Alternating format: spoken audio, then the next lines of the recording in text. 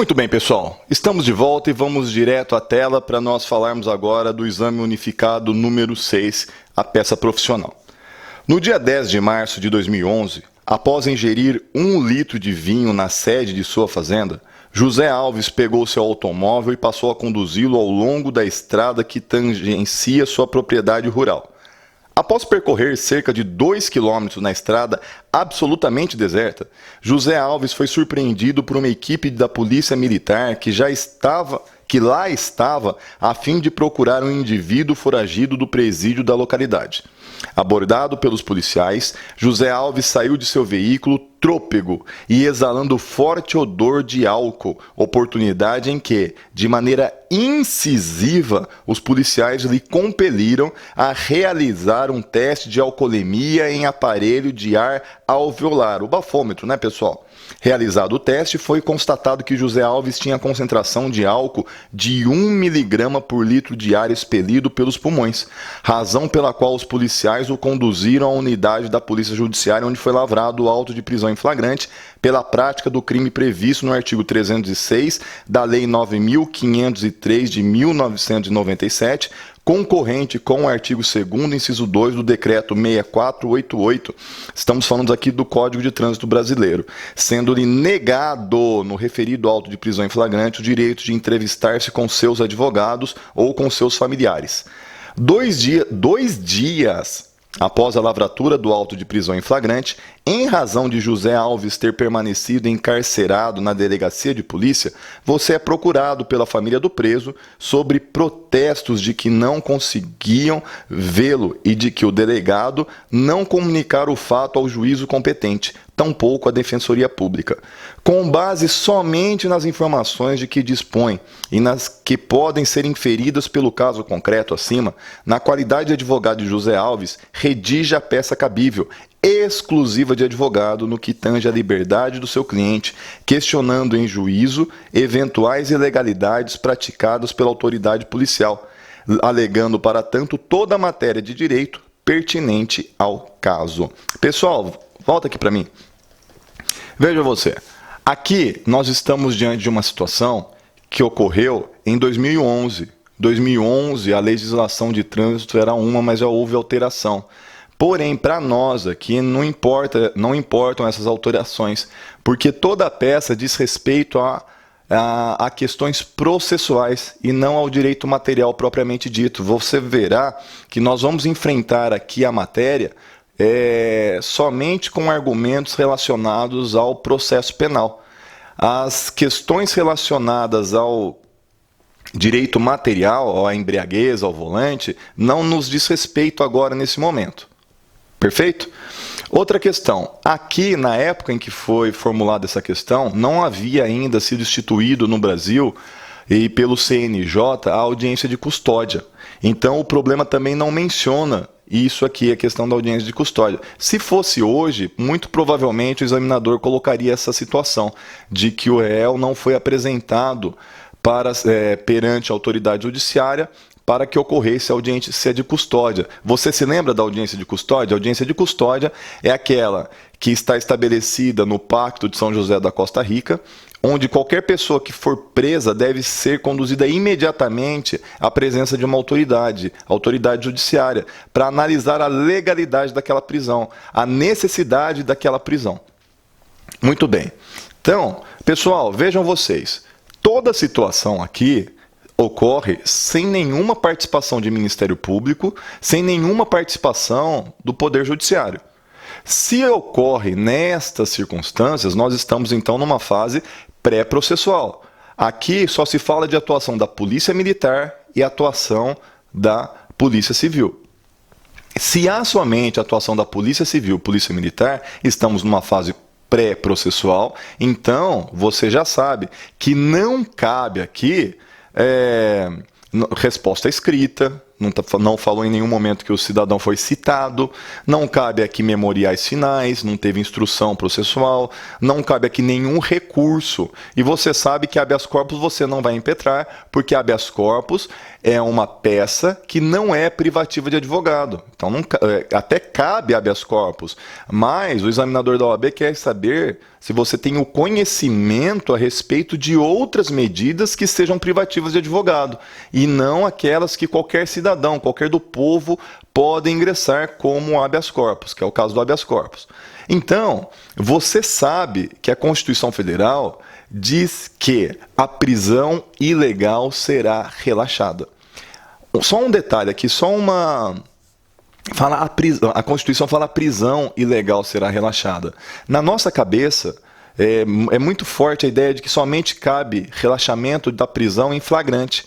Mas relaxamento de prisão cabe para todas as prisões, tá bom, pessoal? Tanto para a prisão em flagrante, quanto para a prisão preventiva, quanto para a prisão temporária. Se houver ilegalidade em uma dessas prisões, cabe relaxamento da prisão. Muito bem, o caso aqui é de flagrante. Então, qual é a peça cabível? Relaxamento da prisão em flagrante. Por quê? Porque houve uma série de ilegalidades, irregularidades que vão manchar esse procedimento que foi feito, esse flagrante que foi feito, essa prisão que foi feita. Por isso, insisto, não estamos discutindo aqui, nem cabe aqui nesse momento discutir se realmente o seu cliente estava embriagado ou não, se realmente ele praticou o crime ou não. A questão é que o flagrante, a prisão é ilegal e esta prisão deve ser relaxada. O juiz deve imediatamente colocar essa pessoa em liberdade. Muito bem. Por que essa prisão é ilegal? Ela está maculada por ilegalidades. Primeiro, porque o seu cliente ele foi submetido à força a um teste que ele não era obrigado a fazer. Você sabe que o Pacto de São José da Costa Rica diz que ninguém deve ser obrigado a produzir prova contra si mesmo. Esse tem um nome em latim, tem um princípio em latim que é nemo tenetur se detegere. Nemo tenetur se detegere. Numa tradução livre, quer dizer o quê? Ninguém é obrigado a contribuir para a própria destruição. No nosso ordenamento jurídico, nós temos de forma explícita uma vertente disso. Qual é a vertente disso? O direito ao silêncio. Ninguém é obrigado a falar, você tem o direito a permanecer calado, e o silêncio não pode ser utilizado contra você. Mas esse princípio do nemo tenetur se detegere, ele tem várias vertentes que o nosso ordenamento jurídico ele abraçou. Por exemplo, você não é obrigado, como a situação do seu cliente aqui, a soprar o bafômetro. Você não é obrigado a se submeter a um exame de DNA. Você não é obrigado a falar, a depor contra si mesmo.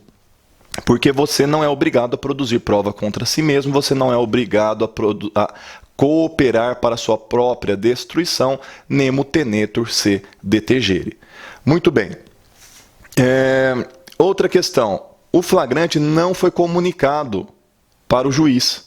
O flagrante não foi comunicado ao Ministério Público, o flagrante não foi comunicado à Defensoria Pública.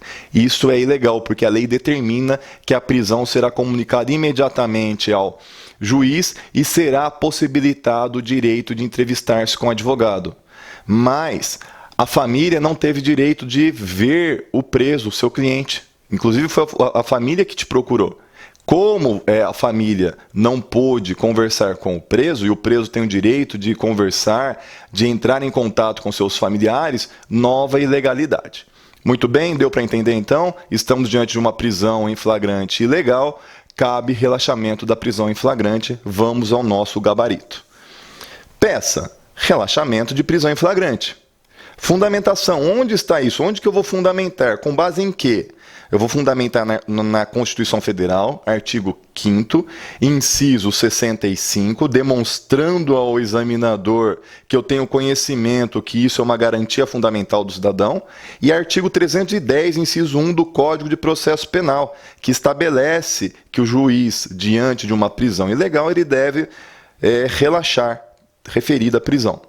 Para quem que eu vou endereçar essa petição? Para quem que eu vou encaminhar isso? Para quem que eu vou fazer esse meu pedido? Para o juiz de direito da comarca onde o meu cliente estiver preso. O examinador não nos deu em qual comarca que ele está preso, então será para excelentíssimo senhor doutor juiz de direito da tracinho, vara criminal da comarca de tracinho.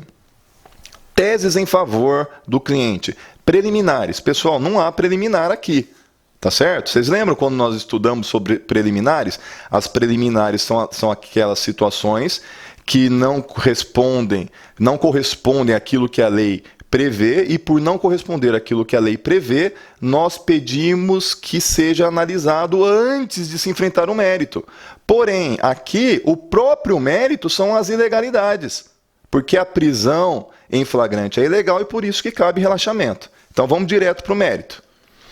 O auto de prisão em flagrante é nulo por violação ao direito à não autoincriminação, princípio do nemo tenetur se detegere, previsto no artigo 5º, inciso 63 da Constituição Federal e artigo 8º, número 2, a linha G do Decreto 678 de 1992, Pacto de São José da Costa Rica, que estabelece o direito de não ser obrigado a depor contra si nem declarar-se culpado. B, o segundo, a prova é ilícita por ter sido colhida à força, conforme artigo 5º, inciso 56 da Constituição Federal e artigo 157 do Código de Processo Penal. É uma prova ilícita, e se a prisão se baseou em uma prova ilícita, essa prisão deve ser relaxada.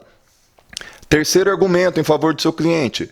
O auto de prisão em flagrante é nulo pela violação à exigência de comunicação da medida à autoridade judiciária, ao Ministério Público e à Defensoria Pública dentro de 24 horas. E o seu cliente está preso há mais de 2 dias, nos termos do artigo 185 e 306, parágrafo 1º, todos do Código de Processo Penal. Além disso, a Constituição Federal, no artigo 5º, no inciso 62, também prevê que será comunicada a prisão de qualquer cidadão. Por último, o auto de prisão é nulo por violação ao direito à comunicação entre o preso e o advogado, bem como a comunicação entre o preso e seus familiares. Onde está isso? Artigo 5º, inciso 63 da Constituição Federal e artigo 7º, inciso 3 do Estatuto da Ordem dos Advogados do Brasil. E mais, artigo 8º, número 2, a linha D do Decreto 678/92, Pacto de São José da Costa Rica. Pessoal, volta aqui para mim. Se você fundamentar somente em um, não tem problema. Tá certo, e você está demonstrando que o seu cliente tem o direito e você está demonstrando de forma fundamentada onde é que está esse direito, que você não tirou da sua cabeça.